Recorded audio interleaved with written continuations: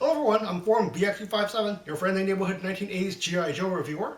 And today I'll be making a fun supplementary video of a previous comic video that I did, which prominently featured the Cobra Civil War. More specifically, the old novel comic titled G.I. Joe, issues 73 through 76. But this time I'll be making more of an emphasis on the troop movements of all four of the armies as they march on through Cobra Island. This is my proxy Cobra Island. As you can see, I have it surrounded by water. This is the north end, east end, south end, and west end of the island, which is kind of important because as this is located in the Gulf of Mexico, the northeast end is actually something that stretches out towards Mexico, the southernmost tip of North America. And of course, if you go off in this direction, you enter U.S.-controlled water and airspace. Topography-wise, we have the landlocked freighter, Armco Star, off in this corner.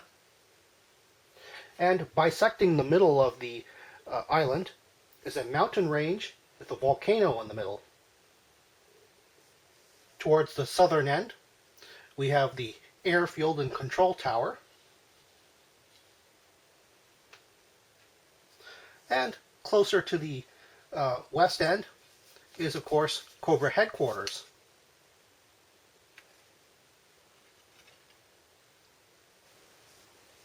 What started off as a minor argument at the Cobra airfield turns into a full-blown skirmish at the Cobra headquarters later on that day between Cobra Commander and Serpentor. Due to numerical disadvantage of Serpentor's forces, he and Dr. Mindbender retreat to the freighter headquarters. Dr. Mindbender leaves for the U.S. to initiate negotiations with the U.S. government, while simultaneously the Falcon's observation team arrives on the east end to observe the Baroness attacking Serpentor's position. Falcon is ordered to observe the airfield, but later ordered to take the tower ahead of Hawk and Dr. Mindbender returning and engaging Cobra forces there. Serpentor successfully engages a breakout maneuver, taking out the Baroness and reconnecting with the G.I. Joes and Dr. Mindbender's forces. Destro and his Iron Grenadier forces, who were parked off of southern Caribbean waters, now head to the Cobra southern beach to engage both forces. Falcon's team leaves the airfield, allowing Destro to take over the tower, which prompts both Serpentor and Cobra Commander's forces to retreat separately.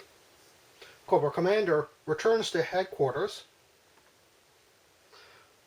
while Hawk, Serpentor, and Dr. Mindbender head northeast.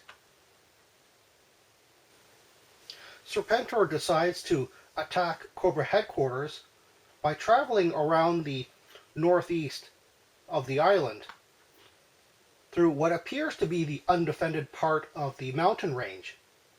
Only it isn't undefended because Zartan is defending it. The G.I. Joe forces cannot maneuver their heavy armor through the mountain, and Serpentor and Hawk are separated here. Zartan shoots and kills Serpentor at this point. Destro and his forces then move on to Cobra headquarters, prompting Cobra Commander to make a deal with Dr. Mindbender and his remaining Serpentor forces to get rid of Destro. But all Destro wants is the return of the Baroness. Destro and the rescued Baroness then head southwards back into the Caribbean, and the Cobra Civil War comes to an end basically by kicking the remaining G.I. Joe forces off the island. Well, that's all the time I have right now. Please check out my Facebook page for more information and behind-the-scenes photos for these reviews. Thank you for watching this video, and stay tuned for next time to see another 1980s G.I. Joe toy review. See you then.